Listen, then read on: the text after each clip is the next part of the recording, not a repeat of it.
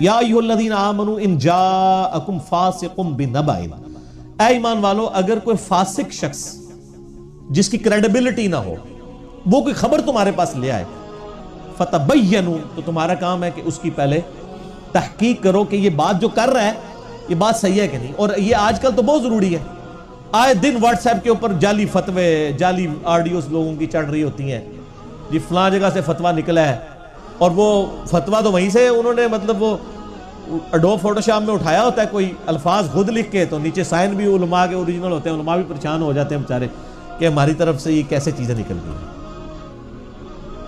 تو کہا گیا کہ جب تک تحقیق نہ کرو نا، فاسق اگر کوئی شخص خبر لے آئے اس کی خبر کے اوپر اعتماد نہیں کرنا، ان تصیبوا قوما بجہالۃ، کہیں ایسا نہ ہو کہ کسی قوم کو تم جہالت کے اندر، انجانے میں، تمہیں پتہ ہی نہ ہو تم نے اس کی خبر پر لائے کی ہے، اس کو تم نقصان پہنچا بیٹھو، فتصبحوا علی ما فعلتم نادمین، اور اس کے بعد پھر تم پچھتانے لگو کہ یہ کیا ہو گیا۔ اس کا ایک خاص شان نزول ہے، مسند احمد میں صحیح سند کے ساتھ موجود ہے، اور تمام محدثین نے اس آیت کے شان نزول میں وہ واقعہ نقل کیا ہے کہ یہ اسپیسیفکلی کس کے بارے میں نازل ہوئی، یہ ولید ابن عقبہ کے بارے میں آیت نازل ہوئی۔ ولید ابن عقبہ جو ہے یہ صحابی ہیں لیکن طلقاء میں سے ہیں، یعنی فتح مکہ پہ جو لوگ معافی مانگ کے مسلمان ہوئے ان میں سے ایک ہے۔ ان کے جو والد تھے نا عقبہ ابن ابی معیط، یہ وہی شخص ہے جس کے بارے میں بخاری میں آتا ہے اور مسلم میں بھی کہ نبی علیہ السلام جب سجدے کی حالت میں تھے تو اس نے لا کے اونٹ کی اوجڑی رکھ دی تھی، جس کی وجہ سے حضور صلی اللہ علیہ وسلم کا یعنی سانس لینا بھی دشوار ہو گیا۔ پھر سیدہ فاطمہ کو بلایا گیا، انہوں نے وہ اوجڑی ہٹائی، یعنی بڑا کٹر دشمن رسول تھا، اور یہ بیٹا بھی دشمن رسول تھا۔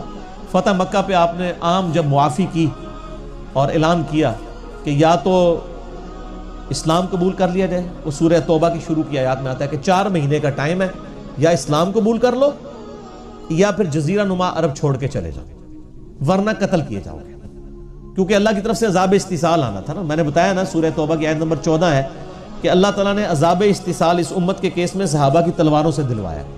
اگلی امتوں پر نبیوں کے انکار پہ عذاب اللہ تعالیٰ خود بھیجتا تھا، کبھی پتھروں کی بارش، کبھی سمندروں میں غرق کر کے۔ ہمارے نبی کے کیس میں اللہ تعالیٰ نے تلوار مسلط کر دی صحابہ کی، کہ جو لوگ اسلام نہیں لائے، ظاہر 23 سال دعوت تو دی تھی نا، تو اب عذاب تو آنا تھا نا جنہوں نے ایمان نہیں قبول کیا تھا، تو وہ عذاب آیا، وہ سورہ توبہ میں آیا کہ جی 4 مہینے کا ٹائم ہے، قتل کر دیے جاؤ گے، یا تو اسلام قبول کر لو یا پھر عرب کی سرزمین چھوڑ کے چلے جاؤ۔ پھر کچھ لوگ چلے گئے، زیادہ تر نے تو اسلام قبول کر لیا۔ ان میں ولید بن عقبہ بھی تھا۔ اب ظاہر ہے اس کی تربیت تو اس طرح نہیں ہوئی تھی، طلقاء میں سے تھا، معافی مانگ کے مسلمان ہوئے تھے۔ نبی علیہ السلام نے یعنی صدقات، زکوٰۃ اکٹھی کرنے کے لیے صحابہ کرام کو ایک جگہ بھیجا، تو اس میں ولید بن عقبہ بھی یعنی شامل تھا۔ اس نے آگے خبر دی کہ فلاں قبیلہ جو ہے زکوٰۃ کا منکر ہو گیا۔ اب زکوٰۃ کا انکاری کا مطلب یہ ہے کہ وہ یعنی حکومت وقت سے ٹکرا گئے، تو نبی علیہ السلام ان کے لیے پھر ان سے قتال کے لیے پوری مہم آپ روانہ کرنے لگے۔ تو اللہ تعالیٰ نے وحی کے ذریعے بتا دیا کہ اس نے جعلی خبر دی ہے، اس نے خود سے ازیوم کر لیا ہے، اس قوم نے تو زکوٰۃ دینے سے انکار کیا ہی نہیں تھا، وہ تو آپ کے جانثار ہیں، آپ کے ساتھی ہیں۔ تو پھر یہ آیت نازل ہوئی کہ اگر یہ فاسق اس قسم کا کوئی بندہ، حالانکہ صحابی تھا لیکن اللہ نے فاسق کہا کیونکہ تربیت نہیں ہوئی تھی نا، فتح مکہ پہ معافی مانگ کے مسلمان ہوئے تھے یہ لوگ، ان کی اس طرح کی تربیت نہیں ہوئی تھی۔ تو اسی آیت کو امام مسلم نے صحیح مسلم کے مقدمے میں بھی نقل کیا ہے شروع میں، اس بات کی دلیل پہ کہ فاسق شخص اگر صحابی ہے تو اس کی روایت قبول نہیں ہو رہی، تو کوئی راوی جو ہے وہ اگر ثقہ نہیں ہوگا اس کی حدیث قبول نہیں کی جائے گی، اور اس کی دلیل میں یہی آیت لے کے آئے امام مسلم صحیح مسلم کے مقدمے میں۔ پھر وہ حدیثیں لے کے آئے کہ جی کسی شخص کے جھوٹا ہونے کے لیے کافی ہے کہ ہر سنی سنائی بات آگے کر دے، یہ حدیث بھی امام مسلم لے کے آئے۔ پھر پہلی حدیث ہی مولا علی سے لے کے آئے رضی اللہ تعالیٰ عنہ علیہ السلام کہ جس شخص نے میری طرف جھوٹ منسوب کیا اپنا مقام دوزخ میں دیکھ لے۔ تو 92 روایات مسلم کی شروع کی، وہ ہے ہی اس بات پہ ہیں کہ صرف صحیح حدیث لی جائے گی، ضعیف روایتیں نہیں لی جائیں گی، اس میں یہ بھی آیت لے کے آئے۔ تو یہ اس سے ریلیٹڈ واقعہ تھا۔ تو وہ تو قوم یعنی اس کا تو رگڑا نکلنے لگا تھا غلط خبر کے اوپر، وہ تو اللہ تعالیٰ نے وحی کے ذریعے نبی علیہ السلام کو بتا دیا۔ تو یہ ہے کہ اگر کوئی فاسق خبر لے کے آئے تو کہیں ایسا نہ ہو تم جہالت میں نقصان پہنچا بیٹھو۔ اور پھر یہ جو بندہ ہے نا جی، اس بندے نے یعنی صرف حضور کے زمانے میں نہیں، بعد میں بھی یہ یعنی مسلمانوں کے گلے کا کانٹا ہی بنا رہا ہے، ولید بن عقبہ۔ حالانکہ صحابی ہے. اسی کو کوفے کا گورنر لگا دیا تھا حضرت عثمان نے اپنے دور میں. آپ دیکھیں کہ نبی علیہ السلام کی وفات ہوئی، اس کے بعد حضرت ابوبکر کا دور، پھر حضرت عمر کے بھی دور، 13-14 سال ہو گئے اس کو مسلمان ہوئے، لیکن اس کی حرکتیں ٹھیک نہیں ہوئی. صحیح مسلم میں آتا ہے اس نے شراب پی کے فجر کی نماز پڑھائی، اسلام پھیر کے کہنا ہے 2 پڑھائیاں نے کہ 4. لوگوں نے کہا یار یہ کیا چکر ہوا ہے؟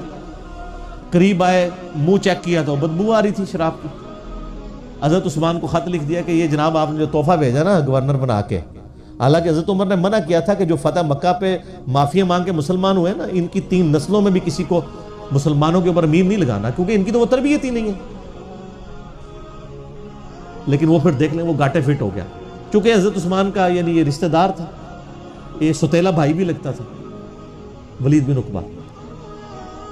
حضرت عثمان کو جناب لیٹر پہنچ گیا، اور یہ بخاری میں بھی آپ کو مل جائے گی حدیث، بخاری میں حضرت عثمان والے چیپٹر میں، مسلم شریف میں ڈیٹیل سے آپ کو شراب والے چیپٹر میں ملے گی. پھر حضرت عثمان نے کہا کہ میں سن رہا ہوں کہ لوگ جو ہیں وہ باتیں کر رہے ہیں کہ یہ میرا رشتہ دار ہے تو میں اس کو چھوڑ دوں گا، تو میں نہیں اس کو چھوڑوں گا، نہیں کوڑے لگواؤں گا. مسلم شریف کے الفاظ ہیں، میں نے یہ واقعہ کربلا والے اپنے ریسرچ پیپر پہ لکھی ہے حدیث، مسلم شریف کے الفاظ ہیں. حضرت عثمان نے حضرت علی کو کہا کہ اس کو کوڑے لگائے جائیں. حضرت علی نے اپنے بیٹے حسن ابن علی کو، حضرت حسین کے بڑے بھائی کو کہا کہ حسن اٹھ اور اس کو کوڑے لگا شرابی کو.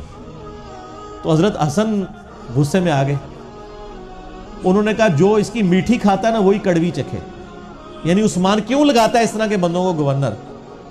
ان کی میٹھی کھاتا ہے یعنی ان سے بینیفیشری ہے وہ، کہ ان کو گورنر بھی لگاتا ہے، اب کڑوی بھی خود چکھے، ہم کیوں کوڑے لگائیں؟ اور اٹھ کے وہاں سے چلے گئے، اپنے باپ حضرت علی کی بات نہیں مانی. کیوں؟ کیونکہ اس وقت قبائلی سسٹم تھا، یہ بنو ہاشم سے تھے، وہ بنو امیہ سے تھا. تو حضرت حسن نے کہا کہ میں کوڑے لگاؤں گا تو یہ کہیں گے جی بنو ہاشم کے بندے نے کوڑے مارے ہیں جی ولید بن عقبہ کو. اور آپ دیکھ لینا بعد میں پھر حضرت معاویہ نے یہی کچھ ہی ہوا ہے نا، حضرت علی کے خلاف جو کھڑے ہوئے ہیں اور بغاوت کی ہے وہ اسی بنیاد پہ خاندانی تعصب ہی تھا نا. حضرت حسن نے اسی وقت بانپ لیا. پھر حضرت علی نے ایک اور شخص کو کہا کہ تو کھڑے ہو کے کوڑے لگا، اس نے لگائے. 40 کوڑے جب پورے ہوئے تو حضرت علی نے کہا بس. نبی علیہ السلام 40 لگواتے تھے، حضرت عمر 80 لگواتے تھے، میں دونوں کو جائز سمجھتا ہوں لیکن 40 پہ ہی روک لو. تو اس کے بعد پھر یہی وہ بندہ تھا جس کی وجہ سے پھر حضرت عثمان کے لوگ خلاف ہونا شروع ہو گئے کہ کس طرح کے لوگوں کو ہم پہ امیر لگاتے ہیں. پھر آہستہ آہستہ پھر وہ شہادت تک ان کی یعنی معاملات چلے گئے. یہ ایک علیحدہ سے ٹاپک ہے، میرا واقعہ کربلا والا آپ ریسرچ پیپر پڑھ لیں، اس میں حضرت عثمان کی شہادت کے اصلی اسباب میں نے بتائے ہیں. ایک تو وہ جعلی اسباب ہے نا کہ ایک عبداللہ بن سبا تھا، وہ یہودی تھا، یہ کر دیا، سارے نو پاگل بنا چڑھا، ایک کلے بندے نے. ایڈی ٹرینڈ قوم جنہیں رومن اور پرشین امپائر ہولڈر دیا ہے، اس کو ایک بندے نے چکر چڑھا دیا ہے. یہ آل امیہ کی بدماشی کو چھپانے کے لیے انہوں نے ایک یعنی کریکٹر اس اعتبار سے انڈیوس کر دیا. حالانکہ عبداللہ ابن سبا بعد کی پیداوار ہے، اس کو حضرت علی نے قتل کروایا تھا، اس کا شہادت عثمان میں کوئی تعلق نہیں. شہادت عثمان کے اسباب آپ لکھیں یوٹیوب پہ، شہادت عثمان کے اسباب، تو لاکھوں لوگوں نے میرا کلپ دیکھا ہے کہ حضرت عثمان کی کچھ پالیسی سے صحابہ کو اختلاف ہوا تھا، صحابہ ہی ان کے خلاف کھڑے ہو گئے تھے. ایک تلخ داستان ہے، اس کو میں یہاں پہ چھوڑتا ہوں چونکہ ولید بن عقبہ کا ذکر ہے تو میں نے اس کو یعنی ضمناً ڈسکس کر لیا. تو یہ ولید بن عقبہ وہ تھا، اور یہ یعنی اس اعتبار سے بھی بدوایا ہوا شخص ہے کہ جز رفع الیدین کے اندر بھی موجود ہے. امام بخاری کی کتاب ہے رفع الیدین پہ، جز رفع الیدین، اس میں ایک روایت موجود ہے کہ یہ اپنی بیوی کو بہت مارا کرتا تھا. نبی علیہ السلام نے پیغام بھجوایا کہ نہ مار، 2 بار 3 بار نہیں باز آیا. پھر حضور نے یوں ہاتھ اٹھا کے نا اس کے لیے اس پہ لعنت کی اور اس کے لیے بد دعا کی تھی، اور لعنت ہی پہ ہی رہی، پھر وہ پوری زندگی نال ہی رہی. تو اس سے امام بخاری نے یعنی اس حدیث کو جز رفع الیدین میں اس لیے لے کے آئے، وہ یہ چیز بتانا چاہ رہے تھے چونکہ حنفیوں نے یہ موقف اڈاپٹ کر لیا تھا نا کہ ہاتھ اٹھانا جو ہے نا یہ سکون کو برباد کرتا ہے. تو امام بخاری نے ہاتھ اٹھانے کے دلائل پہ، چاہے وہ رفع الیدین کے لیے ہاتھ اٹھانا ہو یا دعا کے لیے ہاتھ اٹھانا ہو، وہ دلائل میں ساری حدیثیں انہوں نے جمع کی ہیں جز رفع الیدین میں. تو اس میں انہوں نے یہ بھی حدیث جمع کی کہ ولید بن عقبہ کے لیے ہاتھ اٹھا کے حضور نے بد دعا کی تھی. تو اس سے ثابت ہوا کہ ہاتھ اٹھانا کوئی سکون نہیں برباد کرتا. رفع الیدین ہے نا یہ بھی ہاتھوں کو بلند کرنا، تو وہ اس میں امام بخاری یعنی ولید بن عقبہ کے بارے میں اور صحیح سند کے ساتھ ہے. زبیل عزیز صاحب کی تحقیق چھپی ہوئی ہے، آپ جز رفع الیدین میں جا کے، یہ میں نے پہلی دفعہ آن ایئر کی ہے، وہ ہمارے یوسف بھائی نے مجھے بتائی تھی، میرے تو علم میں بھی نہیں تھی. تو یہ بھی آپ ولید بن عقبہ کے اعتبار سے دیکھ لیں.